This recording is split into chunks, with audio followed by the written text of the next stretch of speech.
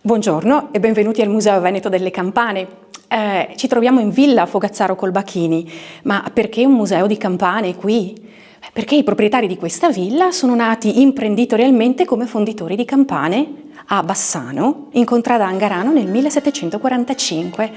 E la leggenda vuole che all'epoca passasse periodicamente lì in Angarano un fonditore girovago, un fonditore di campane, che suscitava interesse e passione in tutta la gente del luogo, soprattutto perché le fusioni venivano fatte in luogo pubblico, di solito sul sagrato della chiesa. A farsi rapire dal fascino di questa attività fu Pietro Antonio Colbachini. Nel 1745 Pietro Antonio Colbachini apre le porte della prima bottega dedicata alla fusione di campane a nome Colbachini. E da allora poi, si è arrivati alla storia recente, campane per Vicenza, per Padova, per Venezia, Treviso, insomma, le sonorità dei nostri paesi sono anche le sonorità delle loro campane. Ma che cos'è una campana? Allora, se noi volessimo trovare la definizione giusta per lo strumento campana, dovremmo dire che la campana è strumento sonoro a percussione idiofono dedicato alla comunicazione a distanza. Ma questa definizione non può certamente riassumere 4.000 anni di storia campanaria. Sì, perché le prime campane, le progenitrici delle attuali campane, sono stati i gong campana cinesi, inventati dai cinesi 2.000 anni prima della nascita di Cristo. Diciamo che le nostre campane, le campane occidentali, tuttavia hanno un'altra storia, un'altra origine. Noi italiani ne dovremmo essere orgogliosi perché la campana viene proprio da qui, in particolare dalla regione Campania, nella forma di vasi. I vasa campana sono stati i progenitori delle nostre campane occidentali, da vaso a campana.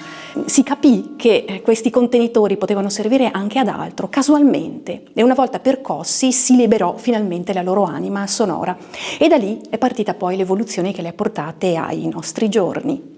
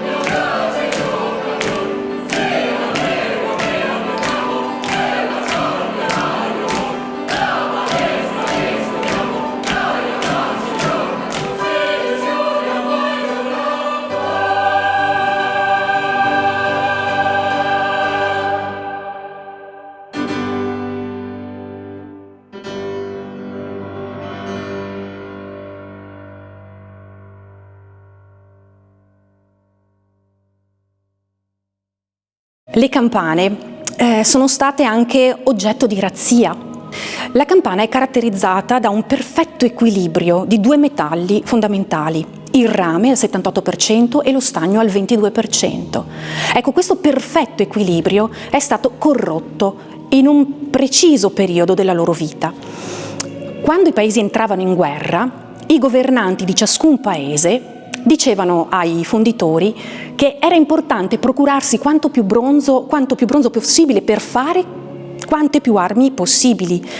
E dove recuperare questo bronzo? Recuperarlo anche dalle campane. Pertanto, su autorizzazione di governo, i fonditori furono legittimati a raggiungere i campanili di tutti i paesi e razziare le campane, requisirle. Salivano in cima al campanile, le staccavano dal loro ceppo e le facevano precipitare a terra. Le campane, realizzate con quel bronzo speciale, 78% di rame e 22% di stagno, si rompevano in 1000 pezzi, facili poi a raccogliersi i cocci, gettati nel carro, portati in fonderia, in quella stessa fonderia che le aveva generate. Ma i cannoni non potevano essere fragili, dovevano essere robusti e rispondere potentemente, alle sollecitazioni degli spari. Pertanto veniva aggiunta una quantità indistinta di ferro e quella perfetta percentuale di rame e stagno veniva corrotta da questa quantità indefinita di ferro. Ne uscivano perfetti cannoni. Alcune campane si salvarono perché nottetempo qualcuno coraggioso le staccò dai loro ceppi e le portò nell'angolo più buio delle campagne dei paesi, di scavare una fossa e seppellirle.